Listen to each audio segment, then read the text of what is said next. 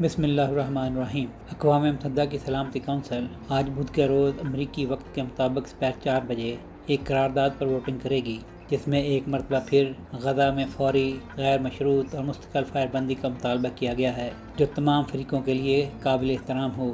اقوام متحدہ کے سفارتکاروں کا کہنا ہے کہ غالب امکان ہے کہ امریکہ اس قرارداد کو ایک مرتبہ پھر ویٹو کر دے گا، جیسا کہ وہ پہلے کرتا آ رہا ہے۔ یہ قرارداد سلامتی کونسل کے 10 غیر مستقل رکن ممالک کی جانب سے تیار کی گئی ہے، جنہیں 2 سال کے لیے نشست ملتی ہے، اور ان میں پاکستان بھی شامل ہے۔ اس قرارداد میں 7 اکتوبر 2023 کو جنوبی اسرائیل میں ہونے والے اچانک حملے کے بعد حماس اور دیگر گروپوں کے قبضے میں موجود تمام قیدیوں کی رہائی کا مطالبہ بھی دہرایا گیا ہے۔ قرارداد میں غزہ کی انسانی صورتحال کو تباہ کن قرار دیتے ہوئے مطالبہ کیا گیا ہے غزہ میں انسانی امداد کی رسائی پر عائد تمام پابندیاں فوری اور غیر مشروط طور پر ختم کی جائیں، اور امداد کی وسیع، محفوظ اور غیر محدود تقسیم کو یقینی بنایا جائے۔ اس میں اقوام متحدہ اور اس کے شراکت دار بھی شامل ہوں۔ یہ ووٹنگ بدھ کی دوپہر متوقع ہے۔ واضح ہے کہ امریکہ اور اسرائیل کی حمایت سے غزہ کی پٹی میں اسرائیلی فوجی علاقوں میں امدادی تقسیم کے نئے مراکز قائم کیے گئے ہیں، جن کے ارد گرد تقریباً روزانہ فائرنگ کے واقعات پیش آ رہے ہیں۔ امریکہ اور اسرائیل کا کہنا ہے کہ یہ نیا نظام